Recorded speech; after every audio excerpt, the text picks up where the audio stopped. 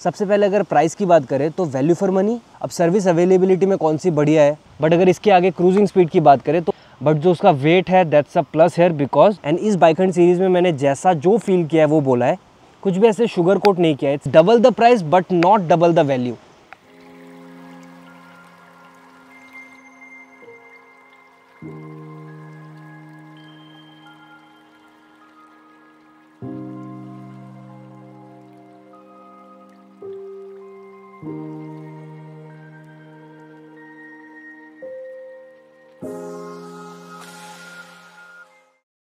Hello and welcome back to the channel. कैसे हो आप सब। तो अभी तक मैंने बाइक हंट सीरीज़ में 6 बाइक्स चला ली है, namely Royal Enfield Himalayan 450, KTM Adventure 390, Triumph Scrambler 400X, Royal Enfield Scram 440, Kawasaki Versys 300 and YSD Adventure 334। And this basically sums up the part 1। Part 2 में जो अपकमिंग बाइक्स आएगी Himalayan 750, BMW F450 GS and CF Moto 450 MT। And अगर इस part को मैंने summarise करूँ, ये जो 6 बाइक्स मैंने चलाई है उनमें से टॉप 3 मुझे लगी Triumph Scrambler 400X, Himalayan 450 and 390 adventure. तो स्क्रैम्बलर 400 ओवरऑल एक बढ़िया बाइक है, बट उसमें माइलेज का हल्का सा इशू है। एंड अगर मैं कंप्लीट टूरिंग करूँगा ना तो उसमें विंड ब्लास्ट बहुत आता है। बट इन सब बाइक्स को मैं price, service availability, highway touring, cruising, mileage, comfort and features के बेसिस पे जज करूँगा। सबसे पहले अगर प्राइस की बात करें तो value for money and budget friendly ये दोनों ही आते हैं, बट माइंडेड ये दोनों ही काफ़ी सिमिलर भी है एंड डिफरेंट भी है एट द सेम टाइम।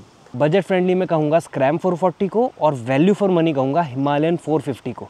अब एक इंटरेस्टिंग चीज़ रिसेंटली ये हुई ना कि जो हिमालयन 450 के ट्यूबलेस स्पोक रिम्स थे वो MIY के थ्रू अगर आप लेना चाहते हो तो 11,000 रुपये में मिलता था। एंड अगर आपके पास एक हिमालयन ऑलरेडी है, आप एक एग्जिस्टिंग यूज़र हो and you want to buy a pair of rims, tubeless rims, तो वो आपको कुछ 12,000-12,500 रुपये के मिलते थे। बट अब प्राइस इंक्रीज जब हो गया है तो MIY के through it's somewhere around 17,000। And अगर आप एक हिमालयन ओनर हो एंड अलग से आप लेना चाहो तो it will cost somewhere around 40,000। तो काफ़ी तगड़ा प्राइस बम था, but this was regarding the price, value for money and budget friendly option. अब सर्विस अवेलेबिलिटी में कौन सी बढ़िया है उससे पहले मैं ये शेयर करूँगा कि कौन सी बढ़िया नहीं है। मुझे काफ़ी कमेंट्स भी आए एंड काफ़ी लोगों ने भी मुझे बोला इनके बारे में।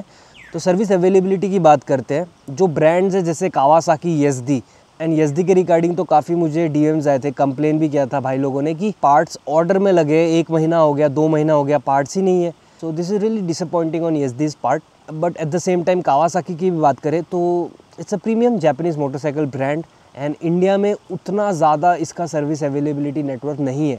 बट जस्ट इन केस अगर कुछ ख़राब होता है और गॉड फॉरबिड अगर कोई एक्सीडेंट हो जाता है तो बाइक के जो पार्ट्स हैं उन्हें आने में काफ़ी टाइम लगेगा, महीने लग सकते हैं। उन 6 बाइक्स में से these 2 bikes have the lowest service availability. KTM and Royal Enfield, इन दोनों बाइक्स का सर्विस नेटवर्क बहुत अच्छा है। आप कहीं भी चले जाओ पूरे इंडिया में टूर करते हुए, आपको इन दोनों बाइक्स का जो ब्रांड है, डीलरशिप, सर्विस सेंटर ज़रूर मिलेगा। अब अगर हाईवे टूरिंग की बात करें तो Scram 440, Himalayan 450, KTM adventure 390 and versus 300X, ये 4 बाइक्स काफ़ी बढ़िया है। बट अगर इसके आगे क्रूजिंग स्पीड की बात करें तो वाइब्रेशंस प्ले में आते हैं। एंड अगर रिक्वायर्ड स्पीड 90 to 100 है तो Scram 440, Himalayan 450 and KTM adventure 390। And इन सब में हिमालयन सबसे ज़्यादा प्लांटेड फील होती है because thanks to its weight. ऐसे तो मुझे हिमालयन का वेट मैनेजमेंट पसंद नहीं, बट जो उसका वेट है दैट्स अ प्लस है बिकॉज बाइक जितनी भारी होती है ना वो उतनी प्लांटेड फील होती है। Planted as in stable and rigid. Mileage की बात करें तो सबसे ज़्यादा आप एक्सपेक्ट कर सकते हो स्क्रैम 440 से एंड YSD से समवेयर अराउंड 33-34। उसके बाद हिमालयन से I'd say you can expect somewhere around 28 to 32। It's a wide range depending on how you ride. KTM 390 adventure and versus 300 से आप सेम सा ही माइलेज एक्सपेक्ट कर सकते हो, somewhere around 25 to 28 kmpl। Similarly scrambler से भी ऐसा ही। नाउ कंफर्टेबिलिटी की बात करें as a package, handle bar, seat position, posture, तो सबसे बढ़िया लगा मुझे versus 300X and Himalayan 450 equally. And दोनों ही बाइक्स में ऐसा लगता है you really sit in the bike, seats भी कंफर्टेबल और हैंडल बार का पोजीशन भी ऐसा है ना कि यू सिट अपराइट।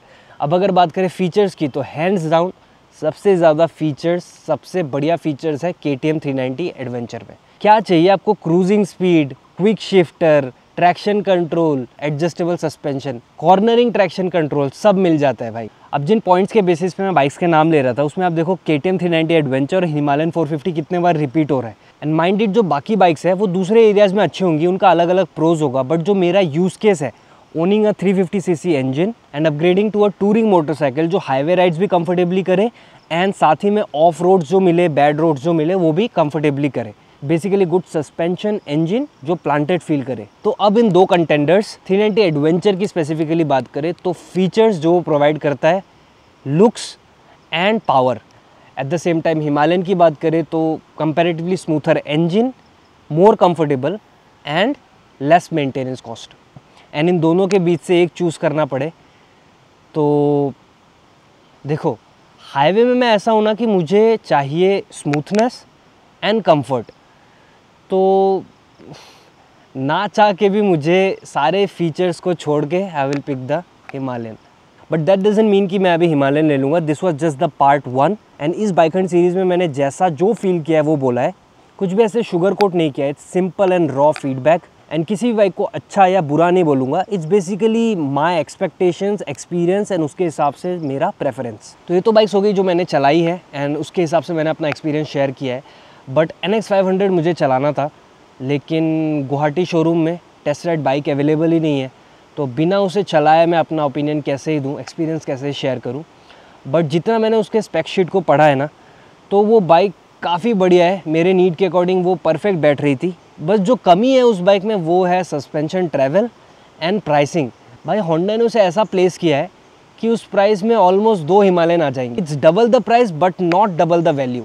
उसके बाद एक बाइक है मोटो मोरिनी एक्सकेप, तो टू बी रियली ऑनेस्ट मन नहीं मानता यार, क्योंकि वो बाइक दिखती ही नहीं है, इतनी रेयर है। एंड मान लो उसमें अगर कुछ ख़राब हो गया कभी तो 1-2 महीने तो गए।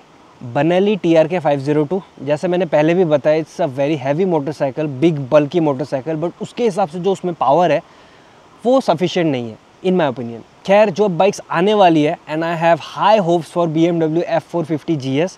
ट्विन सिलेंडर है, प्रोड्यूसिंग 48 हॉर्स पावर, तो मैं एज्यूम करता हूँ cruising speed will be somewhere around 100, तो मेरे ख्याल से स्मूथ होगी।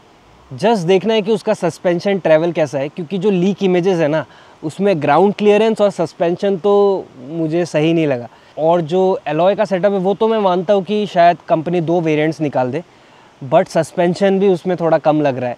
तो आई जस्ट होप कि BMW सस्पेंशन ट्रैवल बढ़िया दे एंड प्राइसिंग भी। Then CF Moto 450 MT। CF Moto पहले इंडिया में था, कंपनी अपनी बाइक्स नेपाल में बेचती है पर इंडिया में नहीं बेचती। तो जब ये रीलॉन्च होगा तो देखना होगा कि how it captures the market, service network कैसा बनाते हैं, एंड देन उसके बाद definitely I try it out and अपना एक्सपीरियंस ज़रूर शेयर करूँगा। वो कब होगा पता नहीं, और इसीलिए मैं बोल रहा हूँ मुझे कोई जल्दबाजी नहीं है। I have a beautiful motorcycle, इससे टूर करता आया हूँ मैं और आगे भी करता रहूँगा। एंड वन मोर बाइक जिसका मैं वेट कर रहा हूँ, दैट्स हिमालयन 750। प्राइसिंग तो रॉयल एनफील्ड सही रखेगा, what can go wrong is the weight. 200 kilo के ऊपर होगा एंड उसी से आप माइलेज एक्सपेक्ट कर लो somewhere around 20 to 22 kmpl। So this completes the part 1 and अब पार्ट 2 जैसे जैसे बाइक्स आएंगे हम देखेंगे।